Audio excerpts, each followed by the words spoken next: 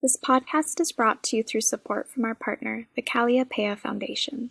The Calliopeia Foundation envisions a future grounded in compassion, respect, dignity, reverence for nature, and care for each other in the earth.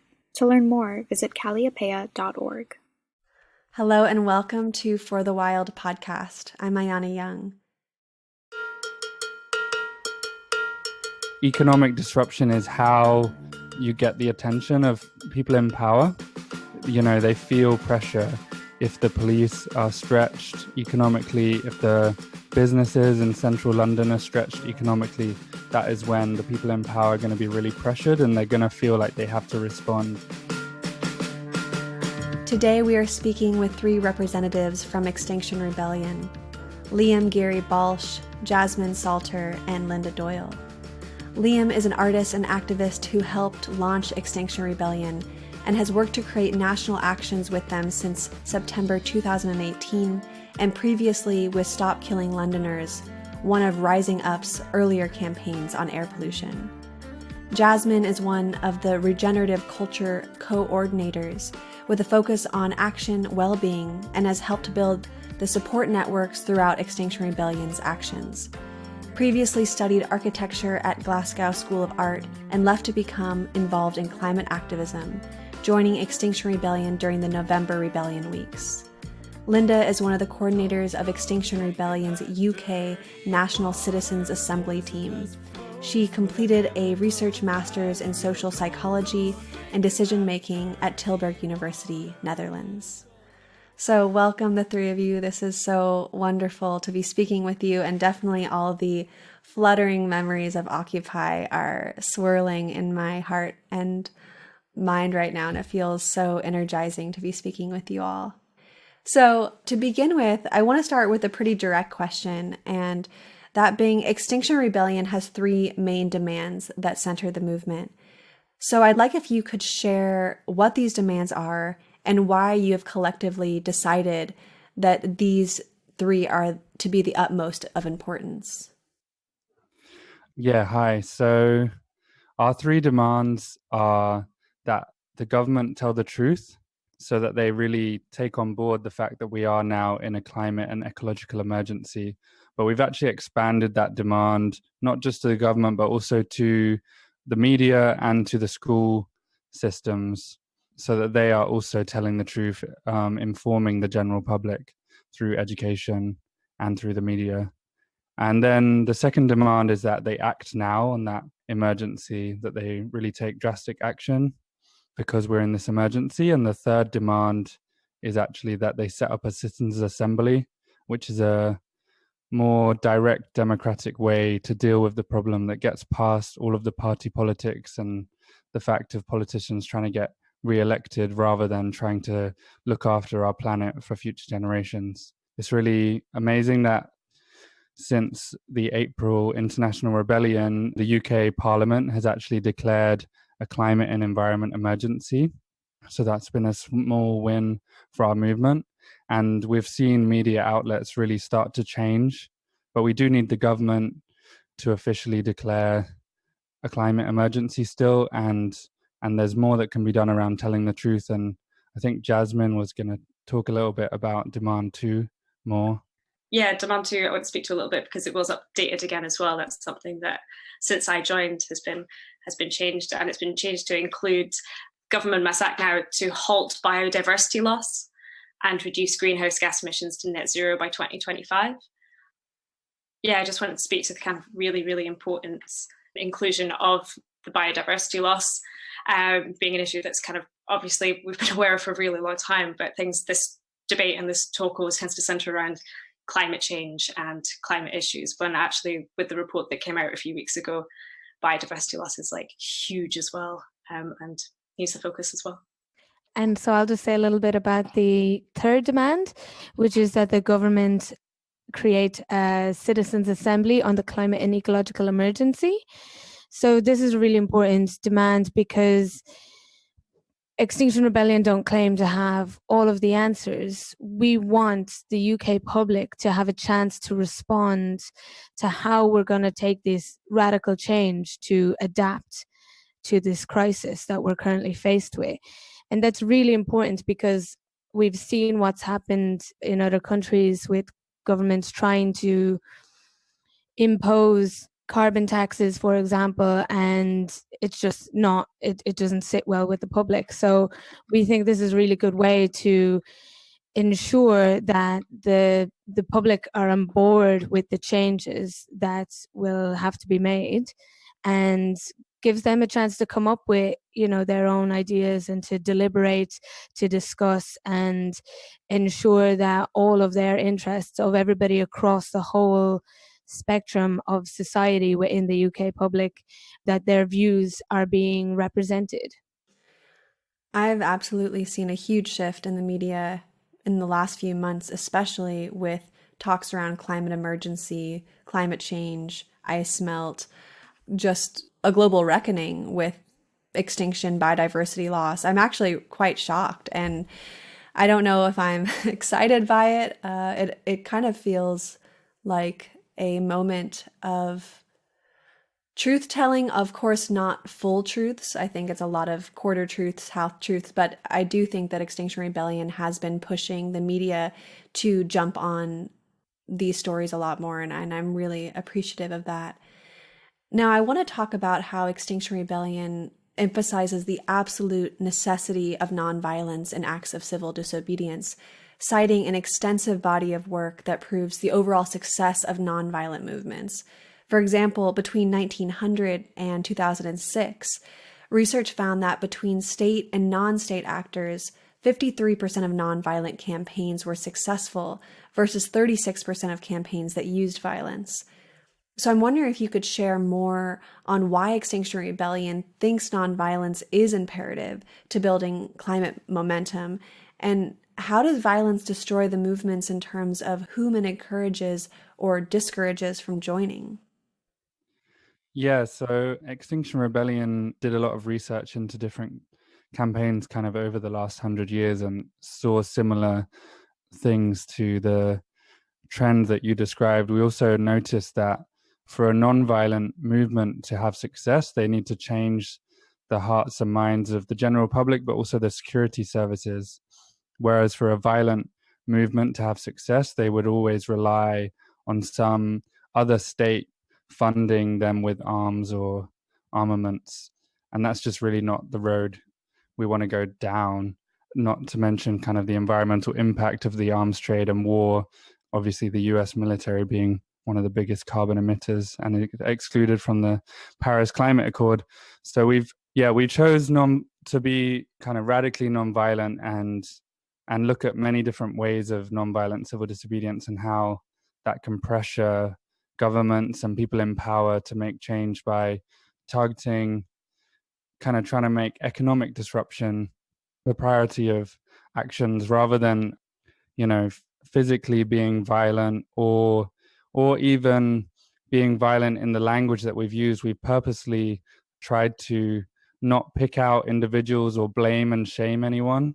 And we see that as part of our radical nonviolence in that we're really saying that this is everyone's concern and everyone can come on board because we all care about our children's futures. We all want to see improvements across society. And if the climate emergency carries on as it is, you know, our society is going to continue to be wiped out. You know, people are already starving and dying across the world.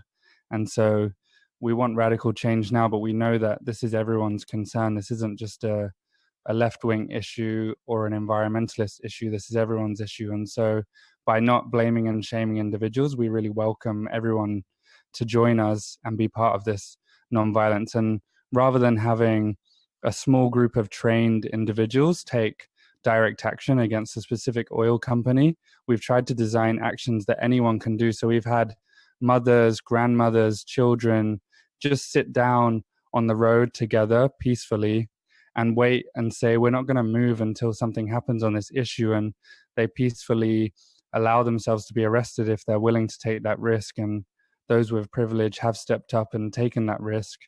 And we've seen that as being a way for many, many more people to get involved and to really create a mass movement around this issue rather than having a few highly skilled people go and do specific direct actions. Yeah. I would like to just add that, it's been so amazing, just the sheer scope of people that have been welcomed into this movement and who've been willing to get involved. During the rebellion in April, there was several old people, and one old granny had a picture of her grandchildren around her neck. And I just found this incredibly, it was kind of both heartening and heartbreaking that she was out here standing in a road willing to be arrested just to protect her grandchildren. And so it's heartbreaking in that that's what she has to do, but it's also heartening that she's there doing it. So really incredible moments like this where we had so many during the rebellion. Now, I know that despite working with the nonviolent framework, Extinction Rebellion utilizes escalation strategy in order to create a sort of drama necessary to capture the attention of the media. So I'm interested in thinking about the level at which civil disobedience needs to be visible to the public, as well as the many different ways Extinction Rebellion has gone about this. For example, direct actions include blocking major bridges across the Thames, planting trees in Parliament Square, staging mass die-ins, disrupting train services, to performative artistic forms of action. So I'd love if you could speak to these different forms of action and how they each are important in their own right, and then maybe touch on specific importance of taking action that is, above everything else, economically disruptive. Yeah, so I think it's been really important that creativity has been at the heart of all of our actions. I think it's unsurprising that there are many artists in the actions team who are designing the actions, because it's really important that obviously disruptive action gains the media's attention as well as those in power. And when you have that attention, to use that to vision what we want to see in the future. And so during the International Rebellion, we had occupied 4 areas of London, and 3 of those areas represented our 3 demands, visioning what we wanted to see, using the symbol of a boat to talk about the truth of sea level rising and the climate emergency. And we put that boat just down the road from the BBC, the biggest media hub in London. And we created a garden bridge, visioning the future we want to see, talking about acting now to, increase biodiversity. We planted 47 trees on that bridge, and they were all chosen because they're good at dealing with air pollution. Those trees have now been given to community gardens around London who suffer from serious air pollution, including the Grenfell Community Garden and other community gardens around London. And then in Parliament Square, we actually held people's assemblies, were a demonstration of what a citizens' assembly set up by the government could be, where people discussed what they want to do about the climate and ecological emergency right outside Parliament, kind of showing that direct democracy in action. And so that's been the case with all of our actions. And I think it's really important that economic disruption is how you get the attention of people in power. They feel pressure if the police are stretched economically, if the businesses in central London are stretched economically.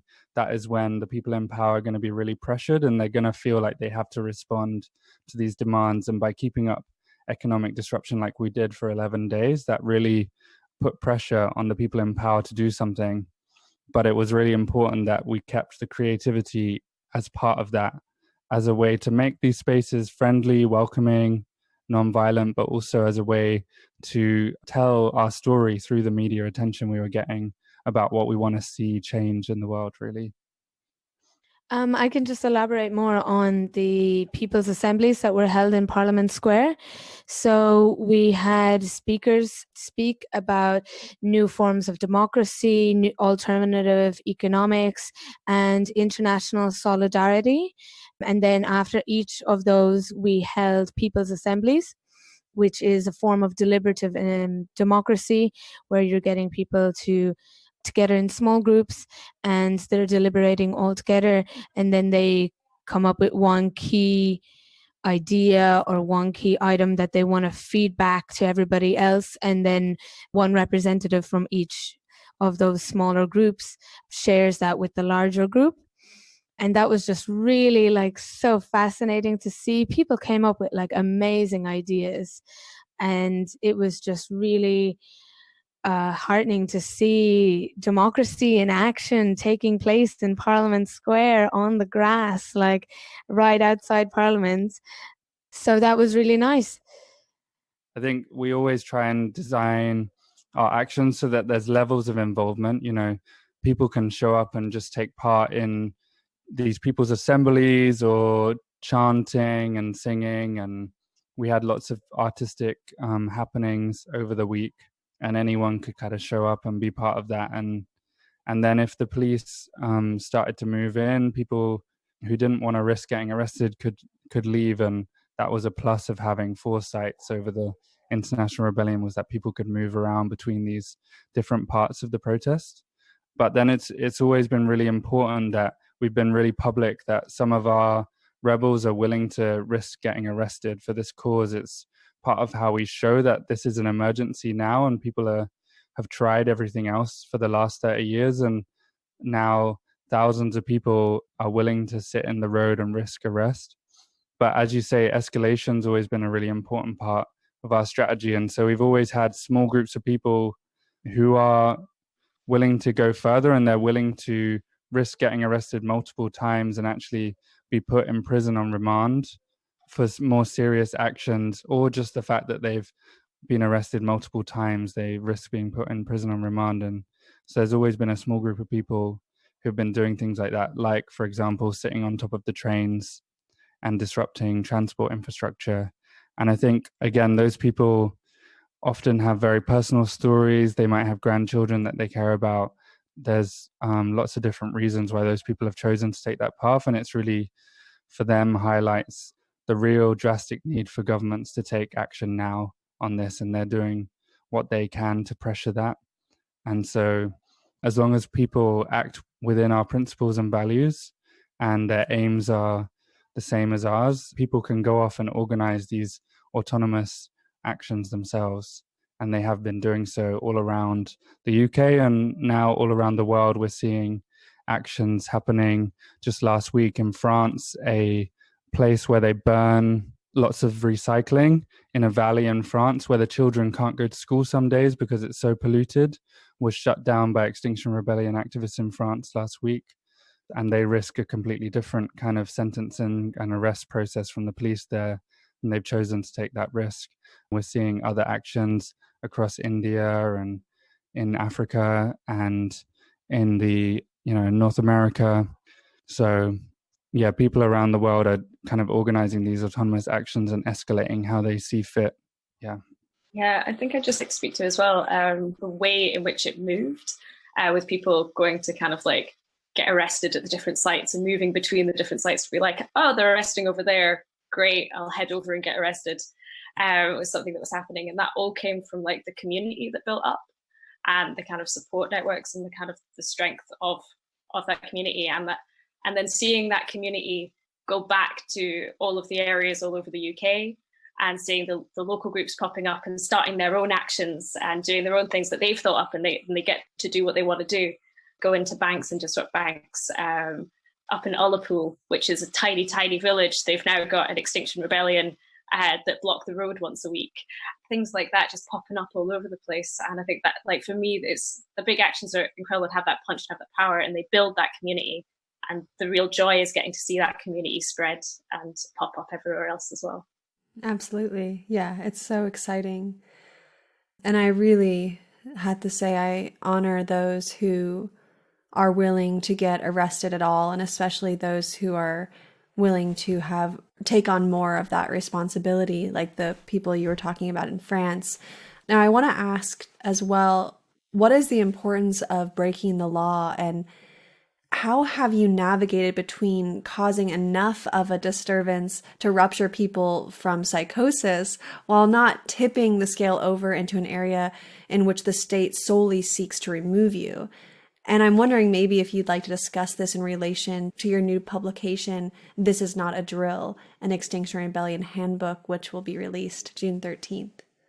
Yeah, so Something that's been really interesting and tricky to navigate is the fact that we've been so open and public about our willingness to risk arrest and be disruptive, to the point where we've actually built a relationship with the Metropolitan Police to a certain extent, and we actually go and tell them in person anything that's in the public knowledge about our actions, and we remind them in a personal and human way about our nonviolence and about why we're doing this and about the emergency. And I think that's gained a very different response from the police. Obviously it's very location specific. The police in London and the UK have been drastically cut and affected by austerity, and so they're stretched and they're perhaps not as willing to enact what the government would like necessarily, and perhaps they're using our protests as a demonstration for the fact that they're under-resourced and they need more funding. But also many of the officers that we've spoken with and met on the ground are also, care about their children. They care about their children's futures. And I think they see a diverse group of people sitting on the road calmly. It's clearly not a mob of people. They have to respond in this very slow, calm way. And we've purposely designed a lot of these mass actions to be, people are only really risking the kind of lowest level of criminal charge. By sitting on the road in the UK, you risk a charge of obstruction of the highway, which is a really low criminal charge. And we purposely designed these so that with as little kind of resource drain as possible to create a mass impact and a mass economic disruption. If we were to go and actually, for example, kind of break into an oil refinery or do something, where we damage property, immediately those charges would be drastically increased and it would reduce who would be able to take part. And so we purposely designed ways that we can be nonviolent, risk a low criminal charge, but create mass economic disruption and gain a lot of attention. And I think partly that's been different from other nonviolent protests in recent years because of the openness with the police to actually say, look, we are going to do this and we are going to risk arrest. And that's actually put them on the back foot in a lot of ways, because they've been unwilling to arrest us because they know that that's part of our strategy. And if they do arrest a lot of us, we'll then get more attention and potentially more support. So they're always having to roll that dice over, do they allow this to continue? And therefore more people see that they actually have the power to come and join us and sit on the streets? Or do they take a harder approach, which they may do soon? The Met has now said in response to the Extinction Rebellion that they want to take a harder approach next time. It'll be interesting again to see how much that's PR in terms of their government funding and how much that actually happens on the street. But if they roll that dice of taking a hard approach, will we get a backfiring effect of more people coming and joining and saying, why are you attacking these mothers who are non-violently sitting on the road? Why are you arresting this 82-year-old who cares about his grandchildren's future? And so that's kind of the dilemma action that we're framing for both the politicians and the police when we're taking these non-violent actions. And this is not a drill, is a handbook for a rebellion that's going to be published very soon. It's had contributions from a whole range of people across our movement and academics who are interested in nonviolent, interested in climate justice. My section of the book is about how to block a bridge.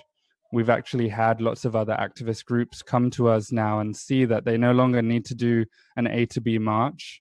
They actually can, take nonviolent civil disobedience and get a lot more effect from their protest. And so we've trained groups in London, for example, an anti-knife crime coalition, mostly made up of mothers who care about their children's lives, just like we care about our children's lives. And we trained them in how to block a bridge. And so this handbook hopefully will allow this kind of resistance to grow and continue, because I think, as well as it being amazing that Parliament's now declared a climate and environment emergency in the UK, I think it's really amazing that hopefully more groups will start to take nonviolent civil disobedience and see that they can actually organize effective protests and get lots of people involved. because when we actually take these disruptive actions, we're seeing our movement grow rapidly. The first action we did in October, when we declared a rebellion against the government, we grew from 3,000 followers on Facebook to 9,000 just in that first day of disruptive action. We see every time we take mass disruption, our movement grows again internationally now as well. And so I think hopefully other movements will see that actually by taking disruption, you don't scare people off, as people often worry about. You actually get more people involved because they see that this is actually a route to changing the system. Just in terms of the longevity of the movement as well, I think another key thing that kind of XR is focused on, at least at the actions, and it was palpable, is the support networks, the well-being, and the police station arrestee support, making sure that like anyone that is putting themselves into a vulnerable position has proper support networks built in. And in terms of the book that I've contributed to, is how to create a kind of a well-being group who are at the action and are there both for like the people that are involved and the people that put themselves in a vulnerable situation, but the whole space, the public, making sure that everyone is kind of safe and held, hopefully to prevent kind of burnout, so that we are able to kind of keep on going. Because that's also really important. Lots of new people all the time, which is fantastic and amazing, and we love them. But it's also good to kind of make sure that we're taking care of the people that are there from the start as well. On that point, I'd just like to add, so there are a lot of different roles for people within the movement that are non-arrestable. So people who don't want to get arrested can be the people who are waiting outside of the police station for those who were arrested to give them a hug and some oranges and whatever, and make sure that they have a place, if they're released in the middle of the night, that they have a way to get home, etc.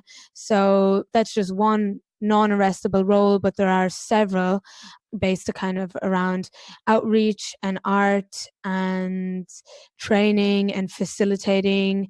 There is within the organism, we also have a lot of we're trying to organize ourselves in a very non-hierarchical way, and there are a lot of people working on the kind of democracy of the movement and how we enact that within the movement. So there's kind of a lot of roles to be filled, perhaps by non-arrestable people there too.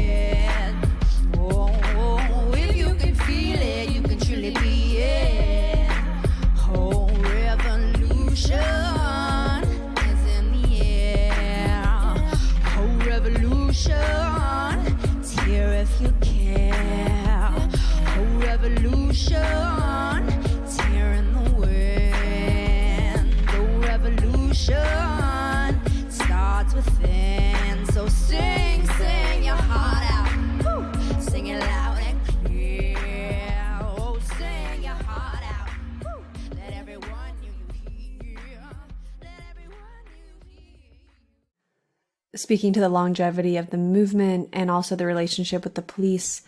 And I hear that on one hand, Extinction Rebellion emphasizes their strategic decision to communicate with law enforcement, and that by maintaining a positive relationship with the police, people are hopefully arrested with dignity.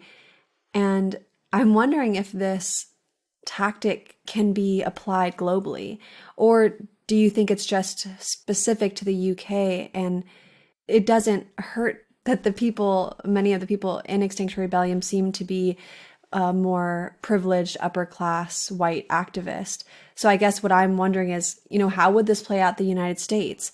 Would the relationship with the police still work if the people who were protesting were immigrants or Muslims, etc.? Would that, how would that dynamic shift in your mind?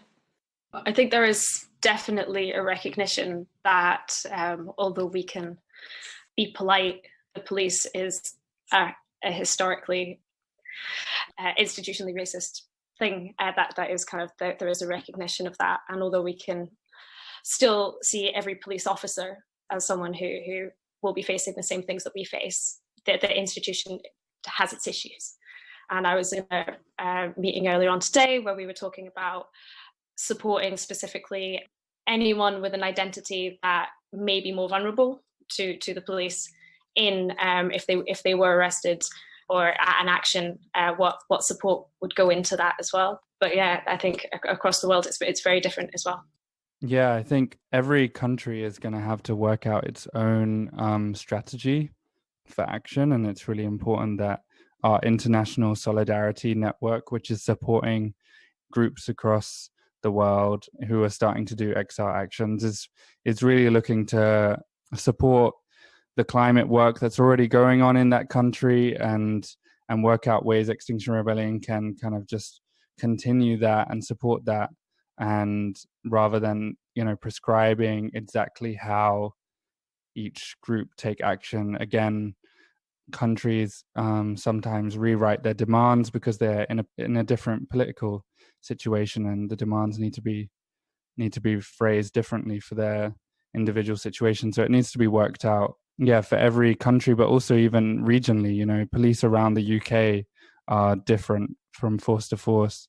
I think, what Extinction Rebellion is doing in terms of building this relationship or having an openness with the police here is really trying to follow on from this strategy that we really do need a shift in the security forces for any nonviolent movement to be successful. And so it's a strategic decision. It's not a moral judgment on the police. And we're aware of the classism and racism embedded in the security forces' way of dealing with public disorder.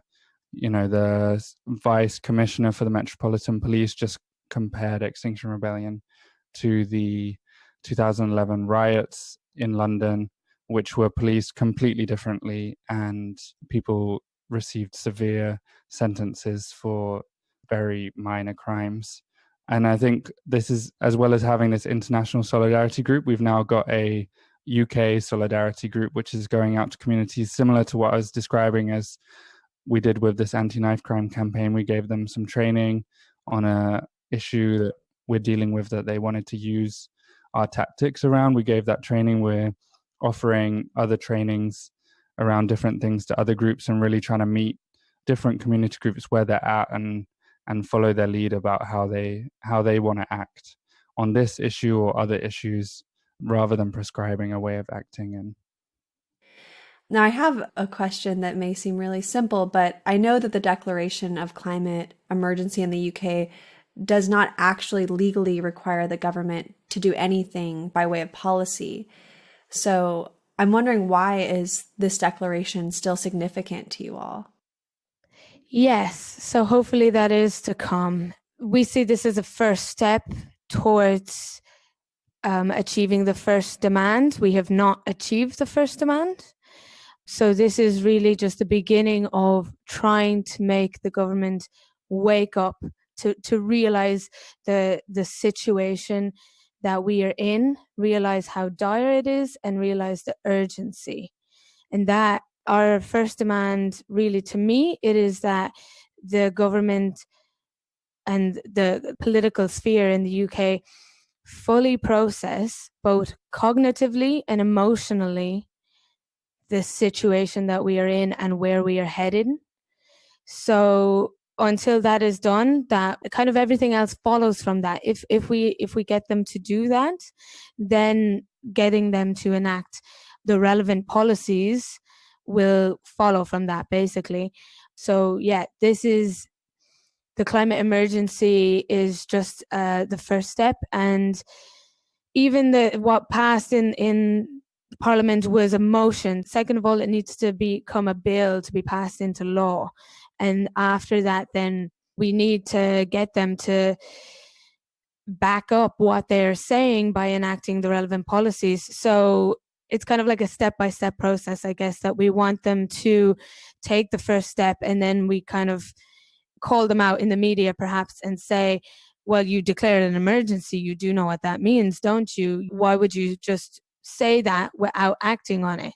And kind of through this process, like kind of try nail them down to get more and more and more action out of them, basically. Yeah. Now, I know that there's something to be said about the relationship between the age of the Anthropocene, climate disturbance, green nationalism, and state power. And I want us all to continue to think about, under ecological collapse, which group is charged with assuring safety and survival, the state or the people? And it's so clear that we need to begin organizing ourselves in a manner that prevents the rise of green nationalism or eco-fascism, whereby ecological concern may very well be weaponized by the state in an effort to consolidate power. So how is Extinction Rebellion thinking about eco-fascism in relationship to creating inclusive and democratic groups? We need a regenerative culture. That's sort of what I work on, and it's partly to do with XR testing and playing with different ways of organizing, dealing with conflict, different ways of dealing with consent, how to build community, how to kind of learn and create support networks. In part, or at least the thing that I get quite excited about within that, is this idea of, what next? When the communities start to break down, how do we create something that's so solid that will see us through that? Yeah. I would just also like to add that in order to combat things like ecofascism, we are promoting direct and deliberative democracy, and we're doing that in two ways. We are doing that through how XR is operating in and of itself. So we're aiming to spread forms of deliberative democracy through people's assemblies and get people throughout the movement using those in order to feed back ideas and generate more ideas, but also through lobbying the government for a national citizens' assembly. We are bringing deliberative and direct democracy to the national agenda and hopefully embedding that into the government, like the normal state of play in politics in the UK. So we really want to make sure that that citizens' assemblies become a supplement to representative democracy, and we hope that we will have citizens' assemblies perhaps on many different sectors in order to address the climate and ecological emergency, and that this will become an ongoing thing, that the government should be consulting citizens more and more on how to respond to this crisis going forward into the future, because it is all of our futures at risk.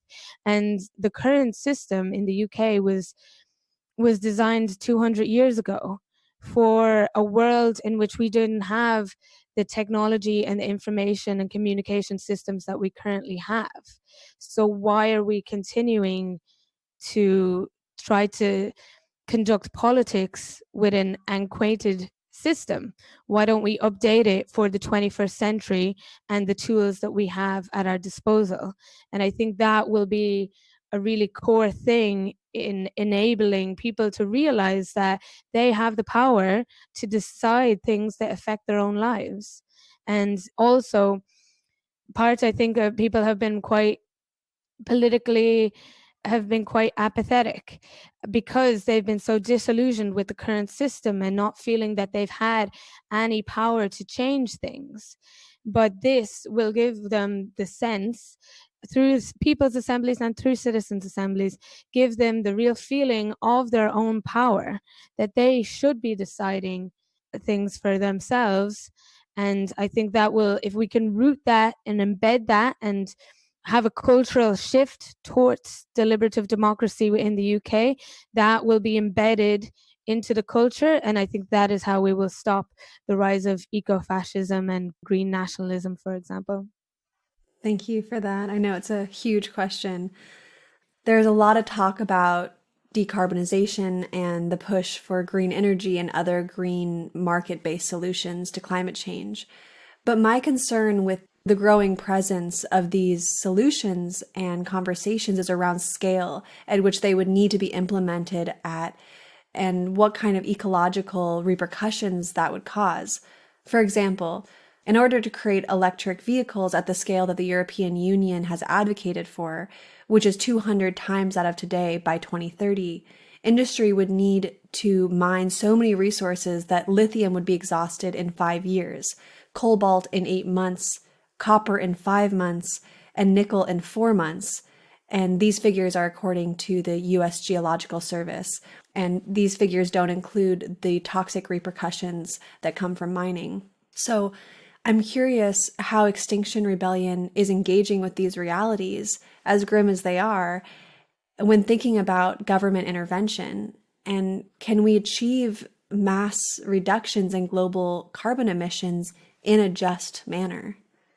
So basically, Extinction Rebellion is not advocating for any particular policies. This is the point of having a citizens' assembly on the climate and ecological emergency, because we do not advocate for any particular policies, and we want the UK public to decide how to move forward. And I think, yeah, you've mentioned the point of it being just. This is exactly the point of having the citizens' assembly, that we want people to decide for themselves, maybe, and when they're presented with the evidence from experts and they're presented with the many different policy options that they will review and discuss with each other, maybe they will decide, for example, when you sit down and review all of this evidence, that it is better to keep driving your normal car, your diesel car, for example, until, just drive it until it literally breaks down. Maybe that is a better option than us all switching to electric vehicles straight away. Basically, we just don't have an opinion on that. So Extinction Rebellion isn't the whole climate movement. Some people are hoping that we somehow speak for or represent the whole climate movement. We're also a mass movement, and the idea is that we're acknowledging the fact that we're now in a climate and ecological emergency, and we need serious action on that now. And so the way to do that is by mass nonviolent civil disobedience. That's how we force systematic change. But to grow a mass movement, you actually need to welcome a whole range of different people. So within our movement, we have people with completely different views on capitalism, views on, decarbonization, different scientific backgrounds, sociological backgrounds. And it's amazing that all of those people are able to sit on the street and say that now is the moment to pressure the government through nonviolent civil disobedience. But as soon as we were to take up a specific policy, and people are asking us all the time to take policies on a whole range of different things, that would be divisive and that would split a movement. And that is how you split a mass movement. And right now we're growing and we're powerful. And so we're purposely not taking on policies like this. And I think it's important to explain strategically why we're not, because people really would like us to. And also because the media would totally outrightly dismiss any policy that we put forward, because they could just frame us as, activists who don't know anything, who are just like rebels sitting on the street, despite the fact that there are scientists and sociologists and economists in our movement.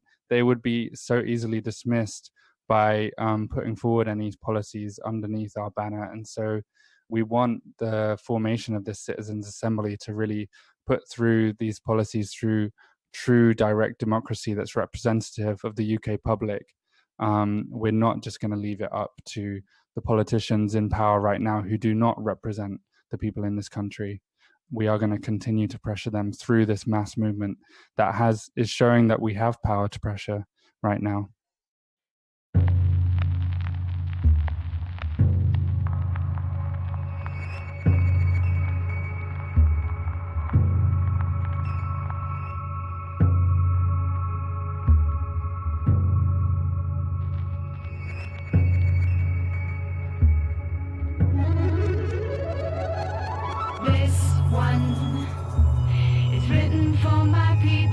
They're still hurting, divided by the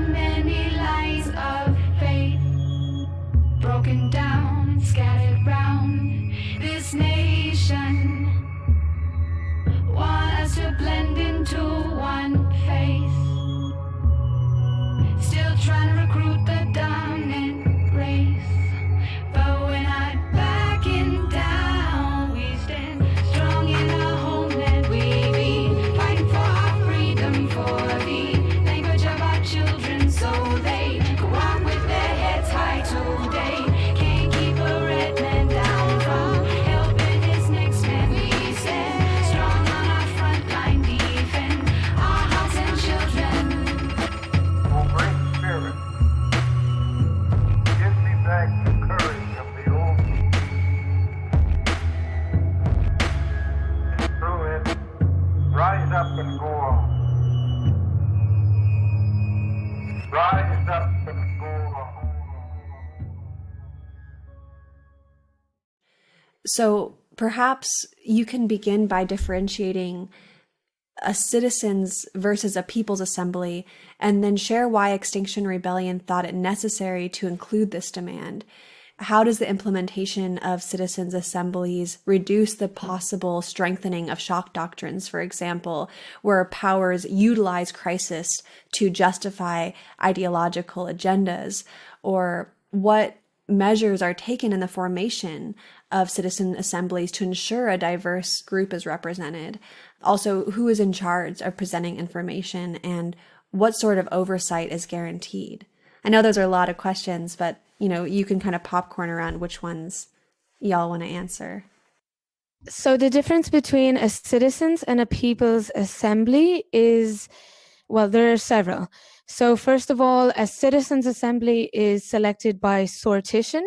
This is basically a word that means random selection, much as you would select a jury. So plus this is also done in a way called stratified random sampling, which is when you kind of use quotas to ensure that the assembly is representative of the group or the community that it is trying to represent. So that's one of the key differences. Also, just citizens' assemblies are a very formal process that will take months to organize, and they will be done by a professional organization that know exactly how to do that. And they usually take place over a few weekends. So that, in contrast to a people's assembly, both utilize deliberative democracy. So both have people sitting in small groups and discussing and deliberating with each other. However, people's assemblies are usually self-selected. We could have a people's assembly kind of anywhere, any place, any time, just with whoever shows up. And that's what we did throughout the rebellion. We were just having them on the spot in Parliament Square, at Oxford Circus, and we had them there on many different topics, as I previously mentioned, but it was also great to just call one towards the end of the rebellion to see what should our exit strategy be, and just call on the movement of all of the people who were camping there in Marble Arch and ask them how they wanted to go out. Did they want to go out with a bang, or did they want to, should we focus on kind of cleaning the space and leaving Marble Arch looking quite tidy when we left, and which is quite what we ended up doing, but also that we had a closing ceremony. Anyway, so those are the key differences between citizens and people's assemblies. One of the other, so you also asked about how it is organized. There are kind of several organizational bodies. One is a independent coordinators organization, which should be independent and non-partisan. They would be selected via a tendering process. And there are kind of several different mechanisms, and it can get quite complicated. But for example, you could randomly select a small group of people who would choose who won that tendering process. For example, if you were worried about the government having influence, that the government would just choose whatever organization would fall in line with them, for example. Then there will be like an oversight body who are monitoring the independent coordinators. And then there will also be an expert panel. So the independent coordinators would be setting the criteria of who is considered an expert and who is considered a stakeholder. they don't make a selection of who they want in that group. They just set the criteria. And then of the people who meet that criteria, perhaps some trusted organization, trusted by all parties, including special interest groups, which I guess you could consider Extinction Rebellion as, but also government, hopefully an independent organization such as, I don't know, something like a independent society of climate scientists, and they would be the ones who would select the experts. And those experts would then represent a range of views within their specific field to give a very comprehensive and balanced view to the Citizens' Assembly. And then the same would be done with stakeholders who would represent their opinions and how decisions and how policies will affect them, how they're affected by the status quo, and how they may be affected by potential policies that the Citizens' Assembly are considering. And also the Citizens' Assembly themselves can decide who they want to hear more from. They can decide, we want to hear more on renewable energy, or we want to hear more on X, Y, or Z policy. And they can also decide that in relation to stakeholders too. So the Citizens' Assembly themselves do have power to determine where they go and who they hear more from, what they want to learn more about. This has been such an incredible conversation. I definitely feel back in the days of feeling, just energized and feeling like there's these sparks being fed kindling. And I want to offer you all this time to wrap up the conversation in whatever way you feel like it's important to you. Speak to whatever you feel hasn't been said in the interview so far, or what you want to leave people with. I'd love to hear from each of you. I think I'd like to talk a little bit more about grief. I think it's something that is really integral to what makes XR unique. And I think if we could successfully bring that to kind of create a cultural shift around that, towards dealing with that effectively, and also holding each other and supporting each other through that, I think that could be an immensely powerful thing. And I think, quite frankly, it's exactly what needs to happen for us all to come to terms with where we are, and without just becoming completely despondent and just be, just continuing with our lives as is and saying, well, what does it matter anyway? I'm going to be dead in 10 years. I might as well keep enjoying the convenience of capitalism. So I think really, I'm definitely, I kind of encourage everybody listening to this to kind of try to think about how you are coming to terms with the future that is currently awaiting us, and how you are grieving for the state that we are already in, and the hundreds of species, thousands of species that have already gone extinct. Just hearing about another subspecies of rhino that has gone extinct in the last few days. So I think this is it can be a very powerful emotion to drive us forward, really.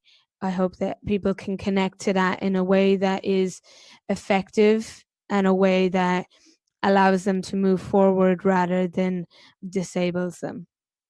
Yeah, I think just on that, still kind of going through that last point in my mind, it's like when we are sitting down in the roads, we often get this, oh, but you're creating more air pollution.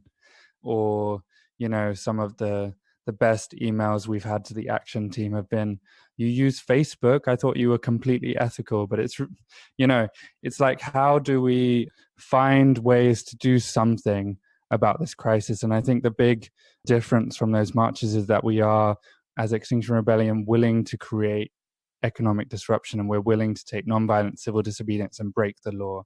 And I think it's time now for people to really consider how they can come together with other people and be powerful and create change through whatever way they see fit. But I think through nonviolent civil disobedience, really, because whether we get it exactly right every time, and we're not going to, we will make mistakes, and we'll continue to try and learn and debrief from our actions and engage with different communities. And it's amazing to see how different people all around the world now are taking up the mantle of Extinction Rebellion and doing actions that are relative to where they are.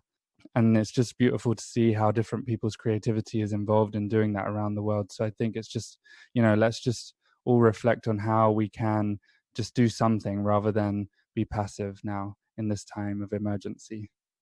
I would like to speak to something as well that is very important to me, which is touched on already, but is the nature connection. Is the respect of the natural cycles of things, and that we have lost touch with, that we've been so removed from, and continuing a kind of awareness that if we're trying to change a system because it's like fundamentally and uncaring and destructive, to start to kind of feel into what that difference might be. So I myself, after this, I'm going to go for a walk outside, and I just want to say that, and I'm going to get my hands in the soil, and I can't wait. Oh, me too. I think the nature connection is absolutely incredibly important. The healing that comes from both sides, I think, not just our own healing, but the healing of the earth and the land, to feel us again, to feel us acknowledging them, touching them, being with them, and the grief. Because if we are acknowledging the land, the earth, the humans, our non-human kin, it is a time full of grief. And to not be able to be aware of that is, I think, a real disservice to our relationship with the planet right now. And I love that Extinction Rebellion ties in the grief, because I do think it is a huge missing component to many other movements. And it really takes out the emotional component, which we can't get away from as much as we wish we could, and really stick with this type of reductionist way of understanding the issues. That isn't actually the way that we understand things, and it's really not the way we move forward. So to move out of that shift in paradigm on a mass scale, to mobilize people to actually grieve, that in and of itself is huge.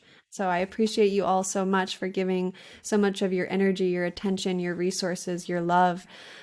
I can say for myself, and I'm sure the whole For the Wild community, we are so grateful. We are excited. It is so full. This is really good healing for all of us. So I want to give you all a big hug and say, keep going, and we support you. Thank you so much. Yeah, just a very, very, very interesting conversation, but yeah, also very heartening to know that there's people like yourselves. Yeah, like you said before, really getting to the kind of heart of the issue and not just kind of doing superficial level chats, so it's quite nice to really get into it.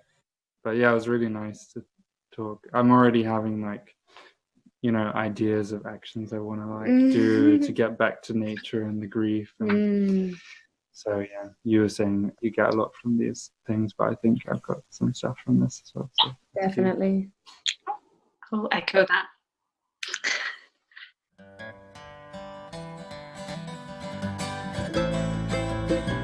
Thank you for listening to another episode of For the Wild podcast. I'm Ayana Young. The music you heard today was from Compassion Gorilla, El Camania, and Isque. Our theme music is, of course, Like a River from Kate Wolf. I'd like to thank our podcast production team, our podcast audio producer Andrew Storrs, Francesca Glassbell, our media researcher and writer, Aaron Wise, social media coordination, Hannah Wilton, guest coordination, and Carter Lou McElroy, our music coordinator. Please rate us on iTunes, as it really helps spread these messages and grows the For the Wild community. All right, until next time.